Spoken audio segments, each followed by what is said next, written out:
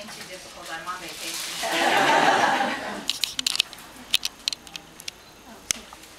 You got a grant to teach abstinence to children. How can you just tell us a little bit about how you're doing it? How many people are involved, or who goes out? Surely, this is actually not our first federal grant to teach abstinence. We have for a number of years been teaching youth development and character development and abstinence education programs to children starting in 4th grade and as old as 11th grade.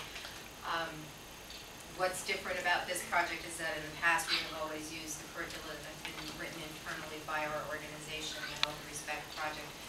This grant, in order to be able to deliver abstinence education, the requirement of the Obama administration was that it needed to be a replication study of another study that was done, and the only other abstinence program that was on the approved list of programs was one that comes to us from Drs. John and Loretta Jamott out of the University of Pennsylvania. Quite interestingly, when Drs. Jamott were doing their research, they had 6 different curricula that they were teaching. One is a general health program, one is the abstinence education program, and the other 4 were all comprehensive or condom-based programs where they would teach children about experimentation and having safe sex. I won't bore you with the details of how there is no such thing as safe sex for teenagers, but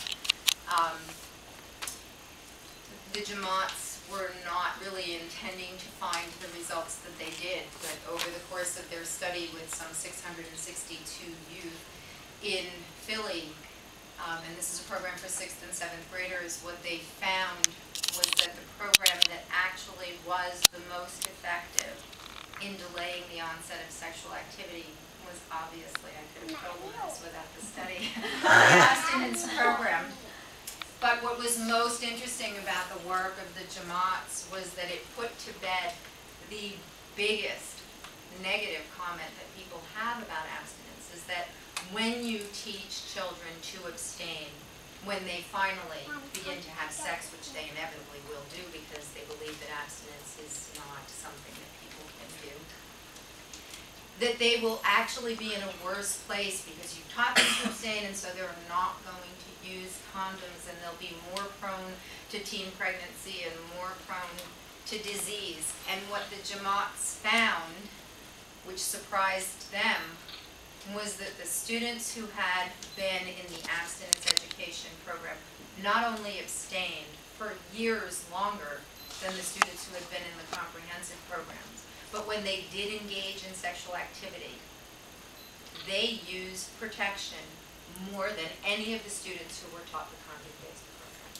So that put to bed that argument that folks have when they say, you know, you can't teach kids abstinence because you're going to put them at greater risk. They're not going to abstain and they're going to be at greater risk. And so it is that curriculum that we are replicating now in Yonkers at 8 different public schools, and we are targeting all of the 6th and 7th grade students in the city of Yonkers. And I know that there is probably someone here who is saying, you know, 6th and 7th grade is pretty young.